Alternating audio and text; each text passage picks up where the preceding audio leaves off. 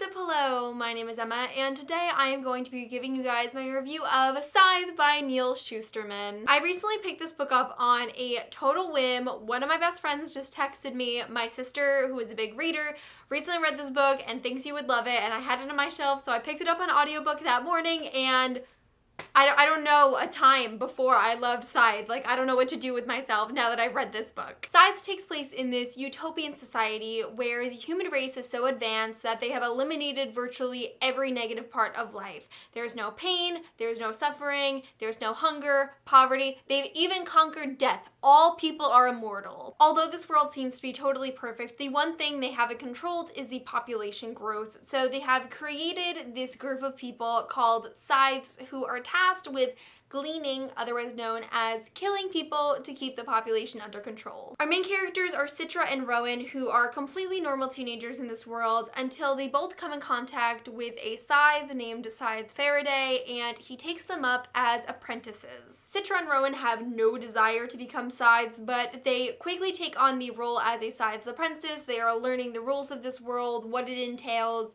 and are essentially trying to become SCYTHEs because otherwise they might lose their own lives. I loved SCYTHE, like, so much. I can't remember the last time I was so shocked by picking up a book just because it was on my shelf. I was totally intoxicated by this read from the very beginning. The first morning I picked it up, I literally listened to 5 hours of it, which is a lot to listen to in one day of an audiobook. It's so fabulous. It's intense and thought-provoking and complex and really well developed, and it is definitely one of my favorite books that I have read in such a long time. I have so many positive things to say about this book. I just loved it so much. This review is going to be a spoiler-filled review, which I have not done in the longest time. So, like, I'm sorry if this is complete shit. I don't remember how to review books like this. There are just so many wild things that happen inside that I can't not talk about them. So if you haven't read SCYTHE yet, I would highly, like, at the top of my list of recommendations, recommend you go out and read it and then come back and we can discuss it together. But bye, non-spoiler people! Now, the first critique I normally see when I'm reading some negative reviews of SCYTHE is that people think that it's boring, which I completely disagree with. I will give it to them. The beginning months of Citra and Rowan's apprenticeship was not the most entertaining and fast-paced story that I've ever read,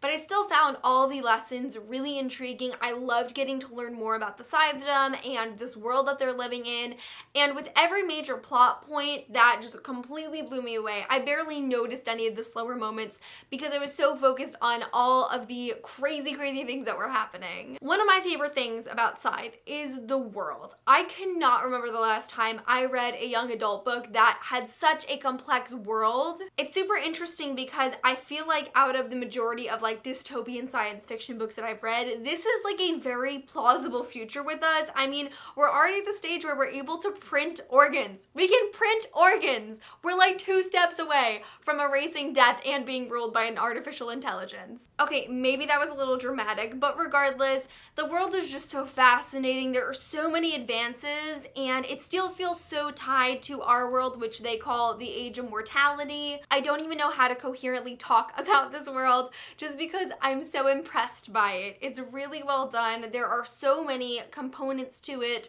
that make for an all-around really well-developed world, and I loved it. One of the things I found really interesting about it is all of the different questions they pose about mortality. The perception of mortality in the world of SCYTHE is so different from what we have today, and their fear of gleaning is very different from our fear of dying. There is a line in SCYTHE where I believe it is SCYTHE Curie says that people aren't constantly afraid of gleaning, which I disagree with. I feel like there are so many actions in this book where just the subject of gleaning is so terrifying to so many people, and that's very different from how I feel we view death today. In this story, they are immortal. They can never die unless they are gleaned, but because that is the one manner of dying, it's terrifying to them, whereas we are immortal and we could die at any moment, but we still constantly take risks knowing that they could result in our death. I feel a lot of it is attributed to the fact that in this world, death only has one image in the form of SCYTHEs that walk among them every single day, in contrast to our world where we may come in contact with 1,000 ways to to potentially die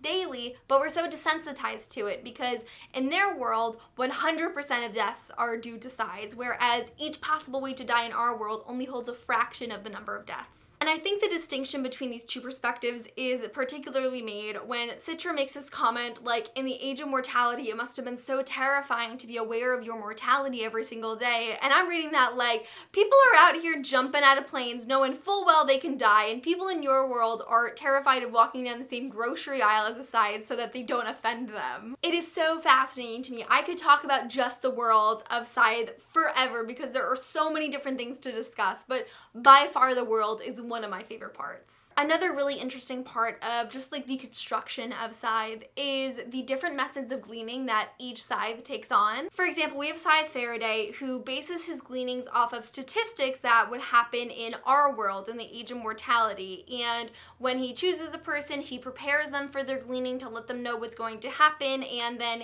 as penance, he goes to the funerals of all of the victims that he's gleaned. Then we have Scythe Curie, whose gleanings are unexpected. She chooses people who look stagnant and kills them without warning, and then she invites the families of those people to dinner and offers them the chance to glean her as revenge. And then we have Goddard, who enjoys the act of gleaning and prefers public mass murders and does nothing to repay the people that he gleans. I could just talk about the way this world works and the rules and all aspects of the scythedom forever, I swear. I have to say, Citra is one of my new favorite girls in YA. She's level-headed, she's extremely intelligent and clever, quick thinking, she's defiant when necessary yet still compassionate and loyal. She's everything a strong female protagonist should have. I love how Citra takes the high path always, you know, even though it is going to eat away at her inside if she does win against Rowan and has to glean him. She wants to beat him fair and square, and she wants to change the scythedom because it's the right thing to do, because she can see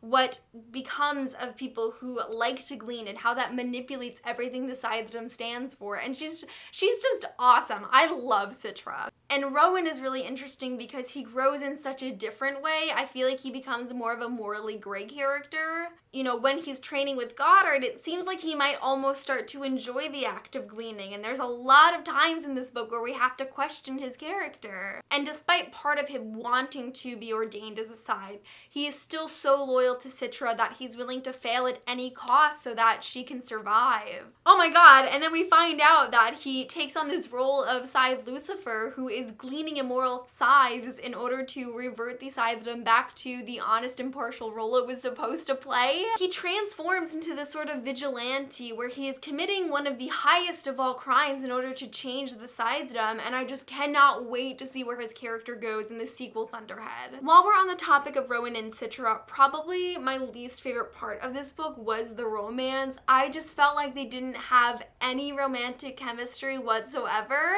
They don't really interact much at the beginning of the book, and it feels like they're on the path to become like just friends. I thought this was totally gonna be a story without a romance, and then like boom, all of a sudden they're in love with each other, and I'm like, where did this come from? The romance is not a driving force of the story by any means. The world, the plot, the different questions that are posed by this story are all prevailing over that, but it did feel like the weakest element in the story. It just hit a point where I knew Citra and Rowan were dedicated to each other. I knew they would do anything for one another, but I don't know why. I do really like their character dynamic. I love the different directions that their characters are going into, and I do feel like I could grow to love them as a couple, but I need to see them grow together first because I don't really know them as that for each other yet, you know what I mean? Now it's about halfway through the story where it is revealed that Scythe Faraday has self-gleaned in order to relieve Rowan and Citra of their apprenticeship. This is not something I was expecting at all. When I was listening to this part in the audiobook, I was driving. I literally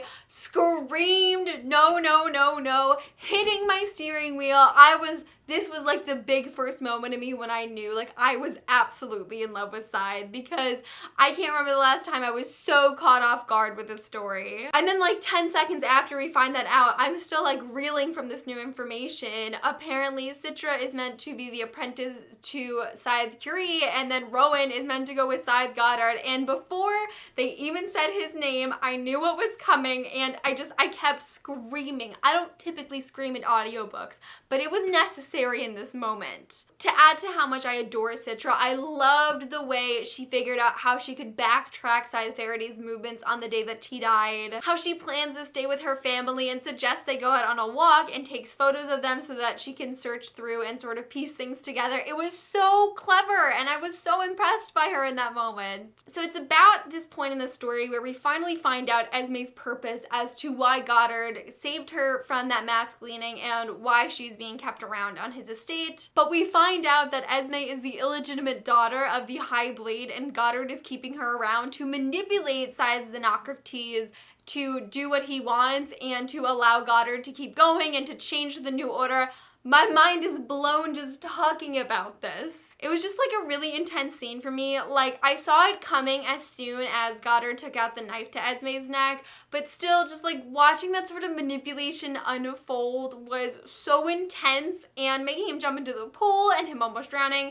I can't keep up with this book. I think it's at the fall conclave where Citra opens up to Rowan about the fact that she thinks Goddard might have been involved in Scythe Faraday's gleaning, and Rowan just completely pushes her off and things get back to Goddard, and all of a sudden, Citra is accused of killing Scythe Faraday. Oh my god, that scene was so frustrating. Like, so clearly Citra had nothing to do with it, but it's kind of scary how just like immediately her fate's been decided. She's the guilty one, and like all bets are off. I will say the diary entry from Scythe Faraday about the girl who might want to harm him was really fascinating to me. In the moment, it definitely seems like this is something that could apply to Citra, because she does bring Scythe Faraday his milk every single night. She is in his room every single night, although we don't really understand why he would think that she would harm him. But then when we find out that Scythe Faraday is freaking alive after all of this, it's revealed that Scythe Curie and Scythe Faraday had a sort of relationship after she was ordained, because she was his apprentice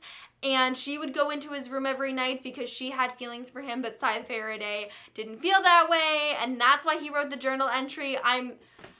Every time I talk about one of these massive plot points, I just lose my train of thought, because I'm like, wow, I'm dead, I'm deceased, I can't do this anymore. Speaking of Scythe Faraday being alive, I swear every single plot twist in this book completely caught me off guard. You know, like, I had accepted that Scythe Faraday gleaned himself. My thought process was he's totally honorable enough to do that. It seemed like he really cared for Citra and Rowan. That seems like something he would do. And then Citra finds out more evidence about how people were given immunity, and it just doesn't make sense, and then she accuses Goddard, and then as soon as I convince myself it's definitely Goddard, it has to be Goddard. When the Thunderhead gives Citra the name Gerald before she is revived, immediately I am like, that is Scythe Goddard's original name before he became a Scythe. Like, that is who killed him. This is concrete. And then we find out that Scythe Faraday is fucking alive, and he's just retired on an island, and none of this was true, and I can't keep up. Volta was a really interesting character for me because he was a part of Scythe Goddard's sort of little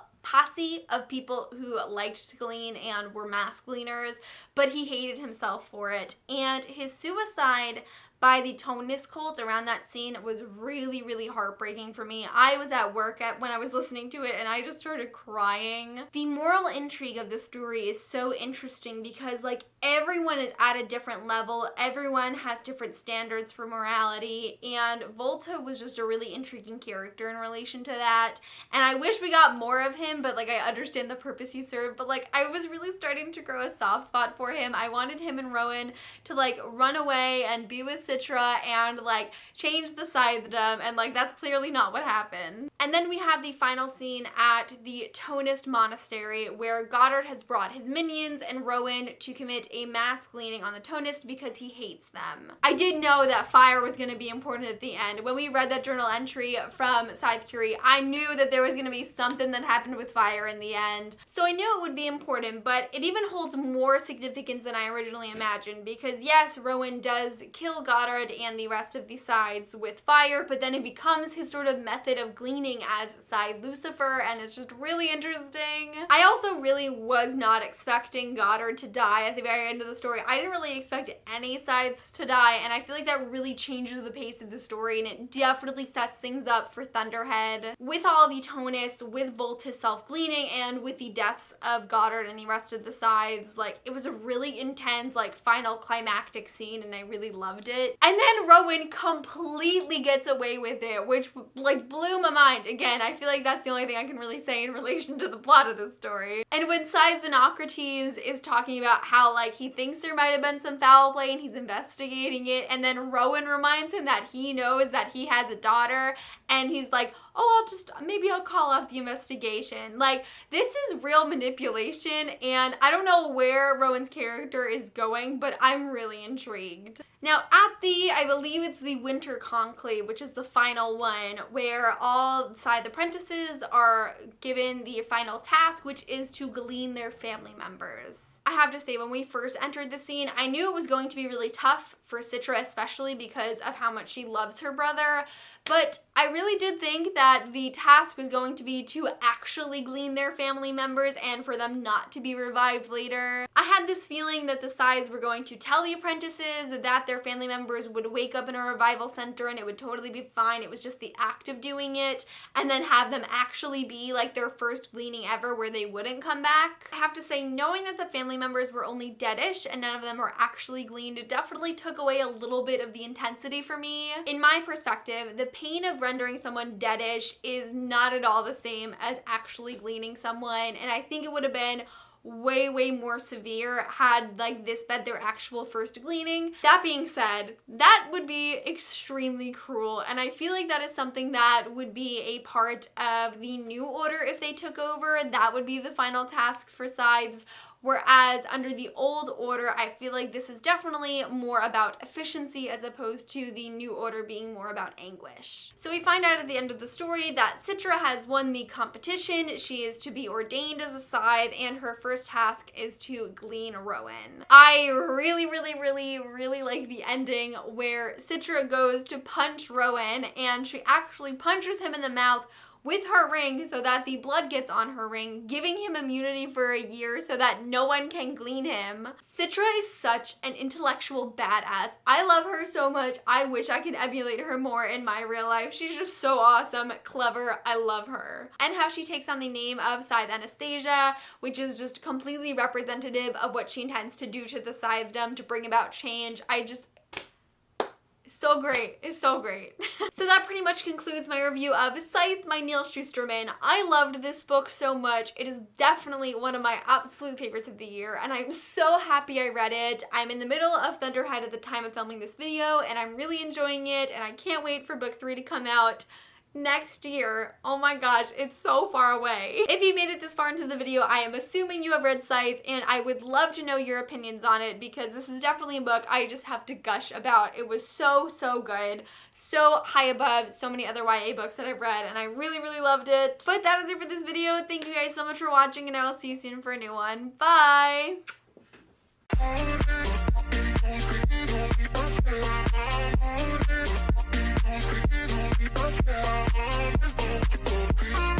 Yeah.